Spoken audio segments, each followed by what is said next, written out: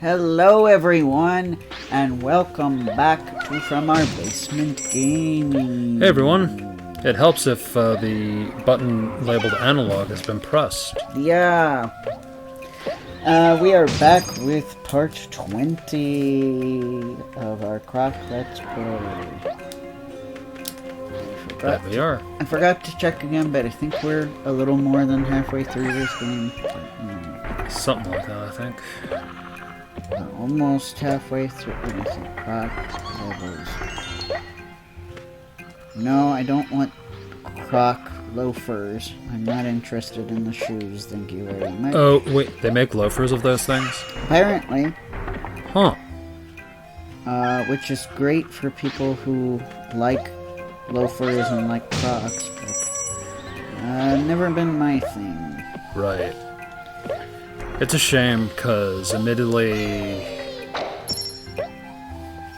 I used to wear boots all the time, and I love nice footwear, but my doctor had been strict that I should be wearing shoes that support the feet. Right after you broke your foot. Yes. Quite painfully. Yep. It almost put my travel plans in jeopardy, but I found a way to make that trip work. Okay, yeah, there are 5 worlds, and we're like at the end of the 3rd world, I think, right? Roughly. Roughly. Kind of near-ish. Oh, okay. Okay. Sorry, we have 6 levels left of 3. Okay, so we're close to the halfway point. Close-ish. We're not quite halfway. Mm-hmm. Yeah, there are 5 worlds. We're in Yep. 3, so... Yeah. Yep, and admittedly, I apologize. I've been stuck on this world. I made a lot of mistakes. It's okay, you'll get there. Thanks. Sorry, all the punniness of the level names and the boss names, I'm like, oh my god. Because we don't really get to see the boss names in game, so sometimes I discover them when I'm researching and I go, oh, okay. Right. Like, we fought Neptuna. Get it? Neptuna. Ah, because she's a fish. Ha ha ha ha. Yeah. Yeah, it's like the time I went channel surfing. Just kidding.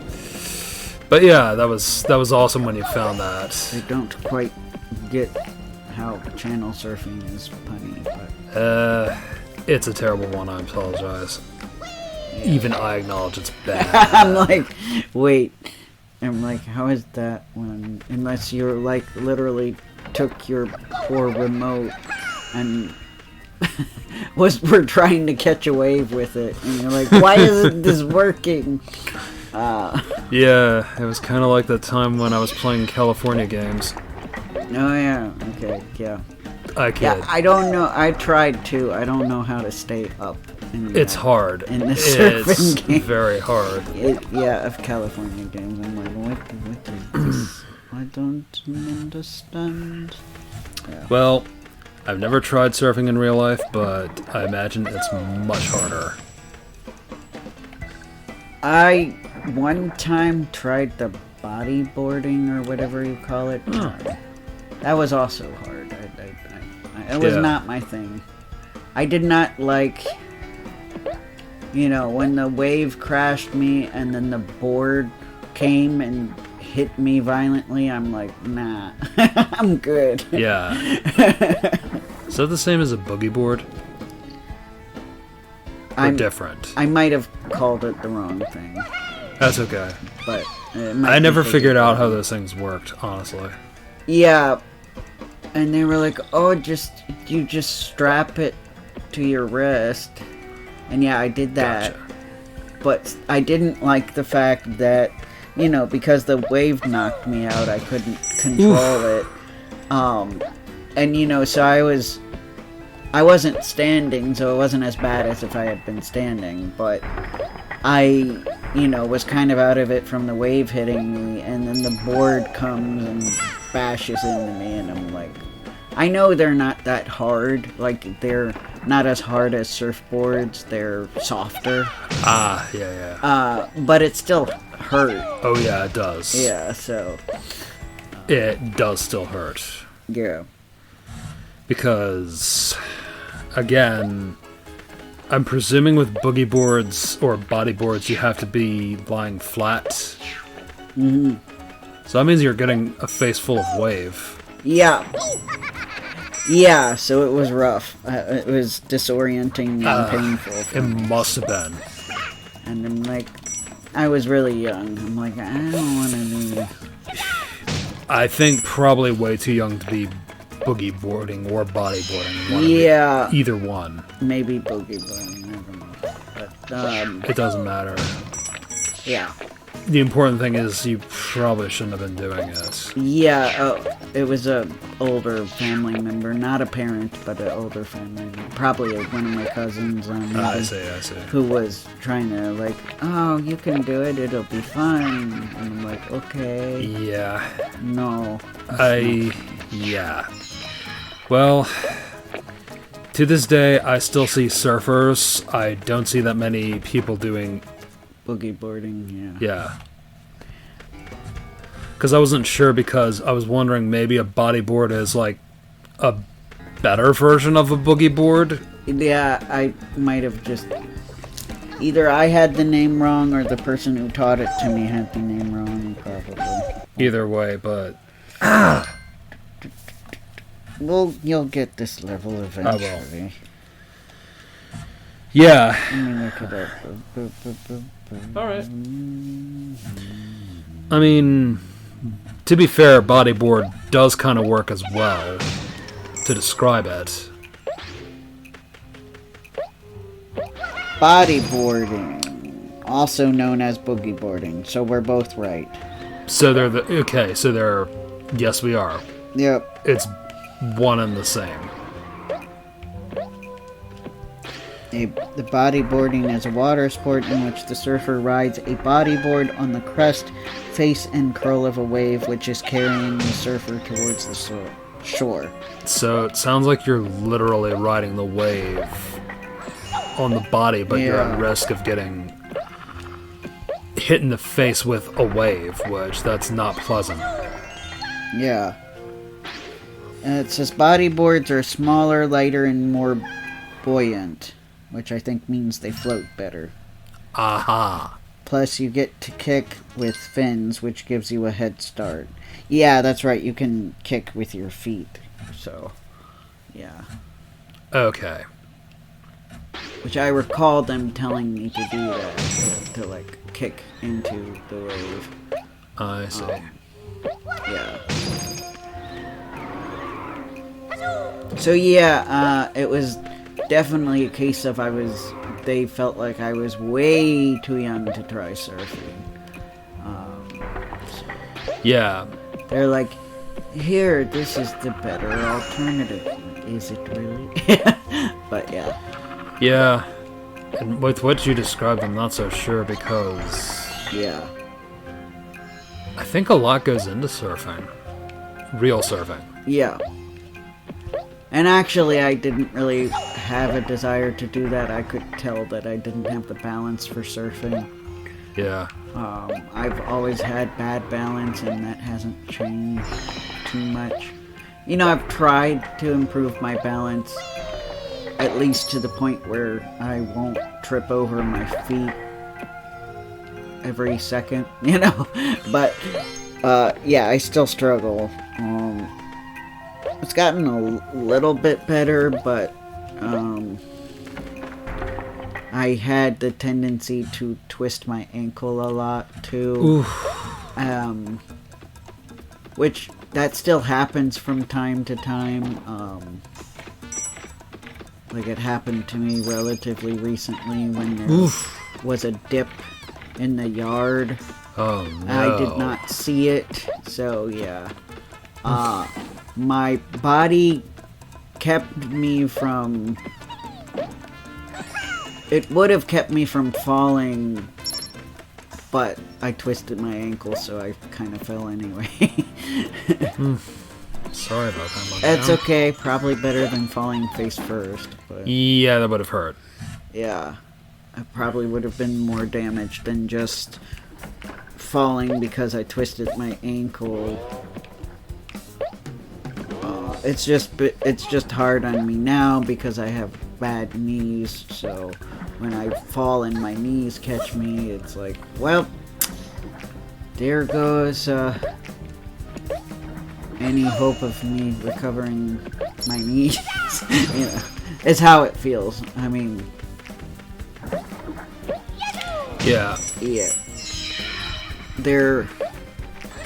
I have motion, thankfully. Again, it's just the pain never really went away since when I injured them in 2017. Yeah, I remember hearing about that. Yeah, it was actually the right side I injured, but because my left side was working so hard, it started feeling pain because it was working too hard. Because, yeah, when I don't recommend injuring your knee, but unfortunately sometimes it just happens.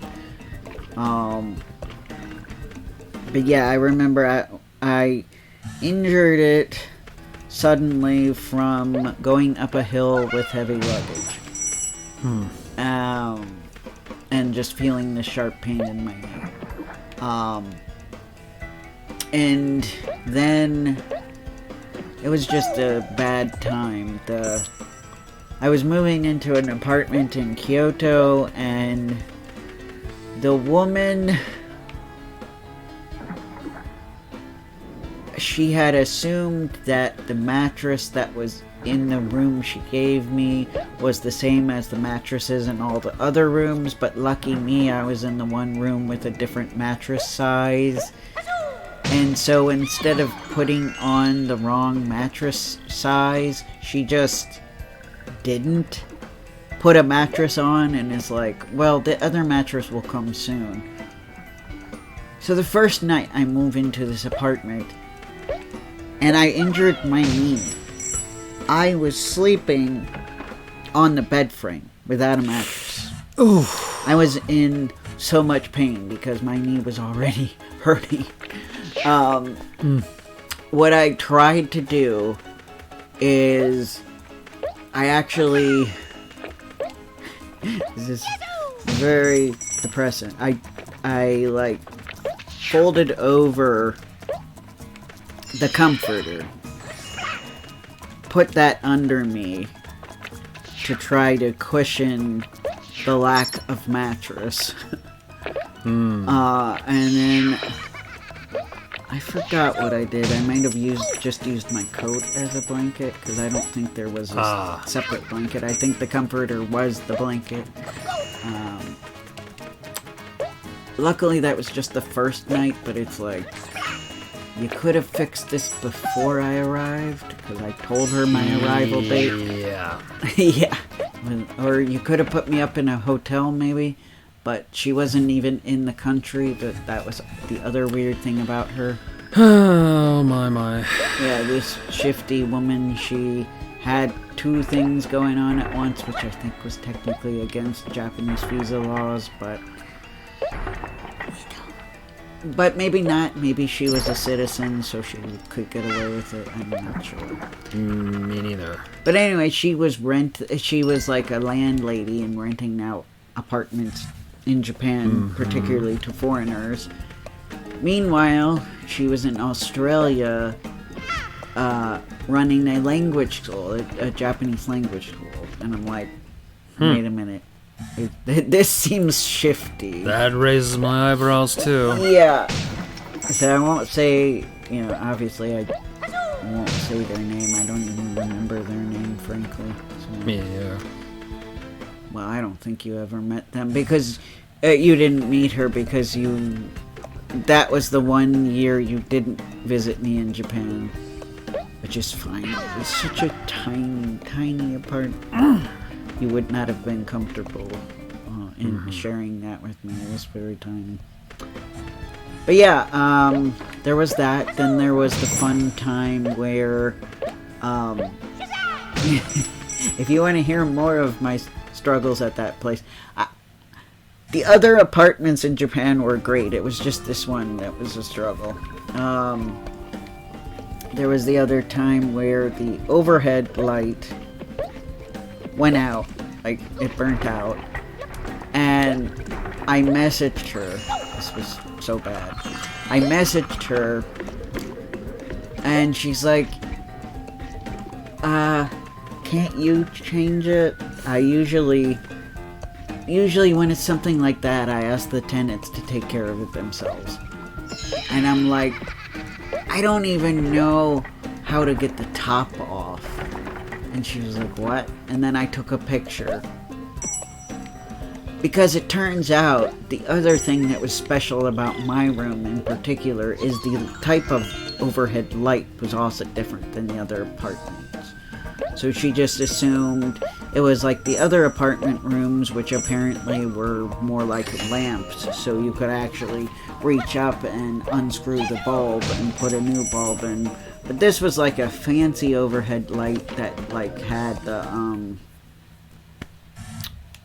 what do you call it? It was like one of those fancy fluorescent ones that you kind of have to have like a certain type of screwdriver to undo it, and even so, the type of light it is not something you could just go to the dollar store and pick up a light bulb for. You know, it's kind of like a almost like business type light. Yeah. So yeah, once she realized that, she's like, oh, okay, I'll send someone over to change it. It's like, gee, thanks. You know, like, that was the thing that was a pain in the butt, having a landlady that wasn't even in the country that she's renting out. It's like, sounds like a pain in the butt. oh yeah. And then one time the fridge got mold. That was inexcusable. Yeah. I was almost leaving anyway. She couldn't bother to fix it. Well, she was visiting anyway, so she did come and look at the fridge. And it's like, alright, I'll have to order a new one, but she didn't actually order the new one until after I had moved out, so. And then she had expected me to clean the place before I left. Like, actual cleaning. Well, which I'm like, you know what? I'm gonna clean my stuff out. I'm gonna make sure there's no trash. yeah. But I'm not gonna do some crazy deep cleaning. That you can take care of that. You know, I was over it. Like, I'm like, maybe if you were a better landlady, I would have made a better effort. But I'm like, Mm-hmm. just like, nah, I'm good.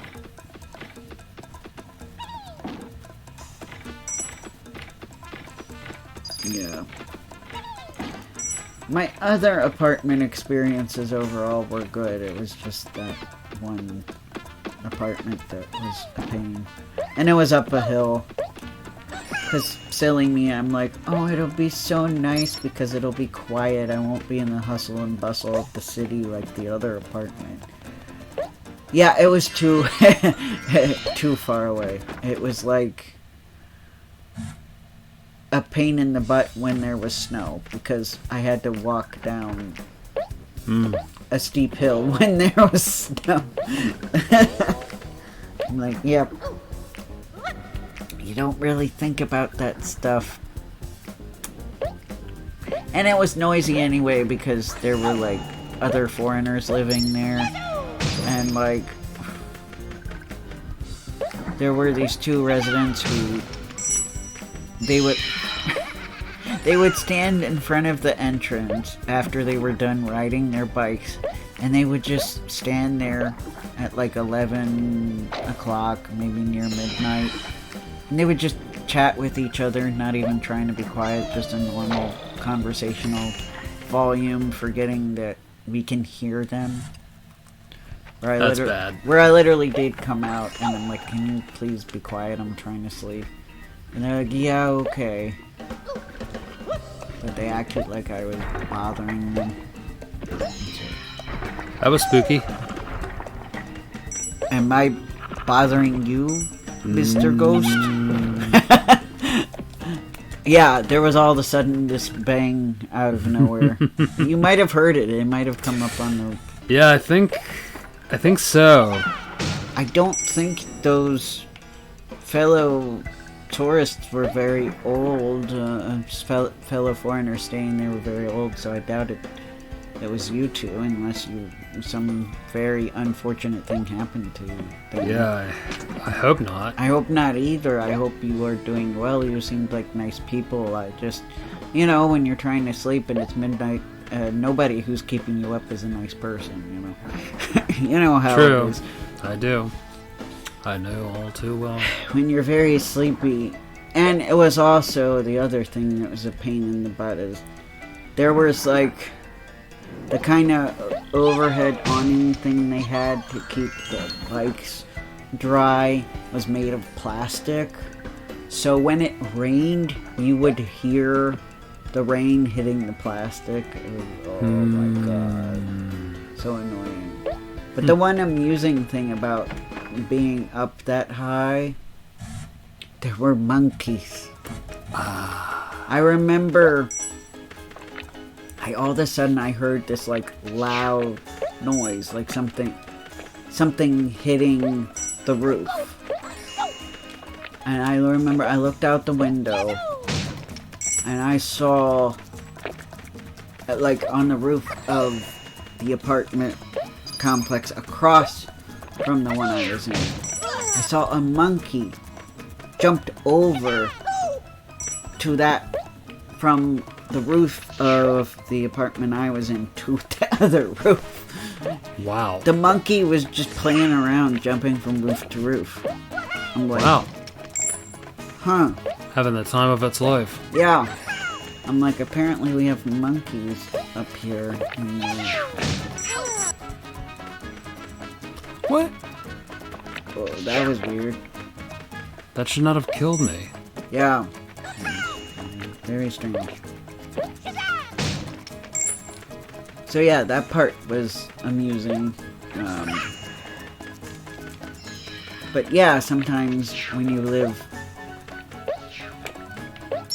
up higher, you do see monkeys in Japan. Or if you're in the cold region, you see those snow monkeys. Which I don't think they were snow monkeys. They looked brownish. But it was hard to tell. They were pretty far away. Yeah. And I'm like, well, at least they just jump on the roofs. I'd be kind of freaked out if they tried to get into the apartment. Because I heard they can get aggressive, especially if they're looking for food. Yeah. It was actually my one of my college Japanese professors who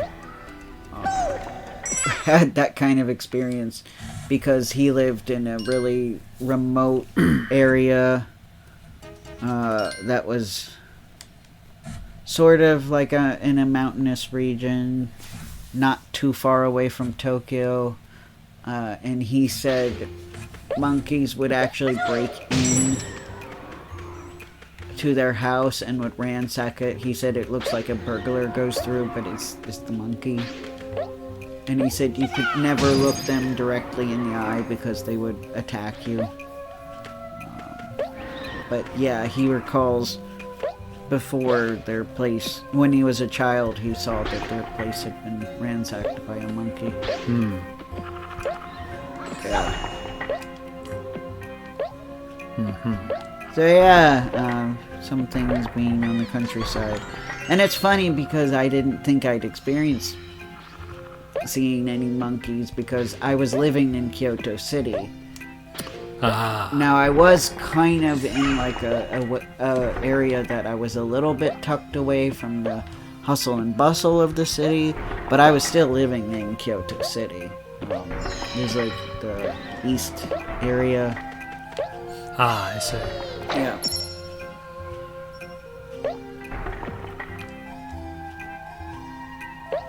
Yeah. Oh yeah. It was. I had to use the subway. I had to use a subway stop from where I was to get to civilization. Gotcha. Like to get to the major parts of the city. Yeah, I would use the subway. There are 2 subway lines in Kyoto City, and I was using the most common one. There was another one that's kind of more local. I hear the kitty cats running around up there. Yeah. But yeah, you know, good times, good experience. Sometimes I kind of wish I had experienced a little bit of living in other countries, like for a small period of time. Because I do feel like when you're a tourist, you don't quite experience the everyday life. Yes.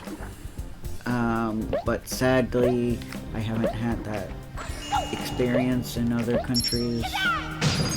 But who knows, maybe one day. If I become rich enough where I could do, like, I don't know, like a few weeks studying the language, like immersion style or something, maybe. But I don't know. We shall see.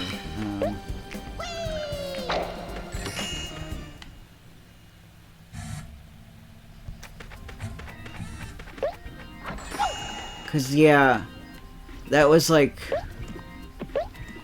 it's funny. I have this fear that since every time I went to Japan, I was living there. I've never really been there strictly as a tourist before. When you think about it, yeah. So I'm kind of like, I'm almost a little bit worried that, I mean, I guess when I was visiting places, I, stayed in hotels and stuff, so in that respect, I spent a little bit of time as a tourist. But I guess I'm worried if I go over just as a tourist, it's not gonna feel right. Because I was so used to living there, if that makes sense. Yeah. Like, I stayed in residential areas more so than feeling like I was strictly in a touristy area. Right. Yeah. I know exactly what you're getting at. Yeah. Because if you're just staying in a hotel, that's not the same as, living in an apartment. Right. Or staying at a house like I did with the host family when I studied abroad. Yeah. So. Yes. Yeah. I'm sorry, I'm laughing at the kitties running around. So yeah, anyways, I know I went off about that. Hopefully you found it interesting. That's the hope. Yeah. So. I'm sure they did. Yeah. I know no way you got to experience a small piece of that when you were visiting me. At least 2 out of the 3 times you got to experience that. I know the very first time you kind of just experienced the tourist part. Right, at Sunnystone. Yeah. Sunnystone Hotel, and then Appa in Tokyo. In Akihabara. Or Akihabara, as I hear so many people say it, but no, it's Akihabara. I don't know if it matters, but it just sounds weird when they say it that way. Yeah, it does. No offense if anybody who's watching pronounces it that way. It's cool. You're technically saying all the right syllables, so it's not that bad. It's not like you're calling it, I don't know, Akihabara. I mean, if you did Akihabara, maybe that would be a problem, but, Yes. Yes, Akihabara. Or I don't want to bring this memory back up, but something that someone you once knew did to pronounce a name right. Oh. Where they came up with a really silly thing to help them. To the point where they got bad and started pronouncing them, calling them that. Uh-huh. I'm not going to say what it was. Yeah. And then one family member was like, oh, but it makes it so easy for me to say it now. And then another family member had the opposite reaction where she said, I don't even want to hear it. And I'm like, yeah, I agree. I was angry. Well, it's very disrespectful to one of your favorite musicians. Yeah. I loved it when I called,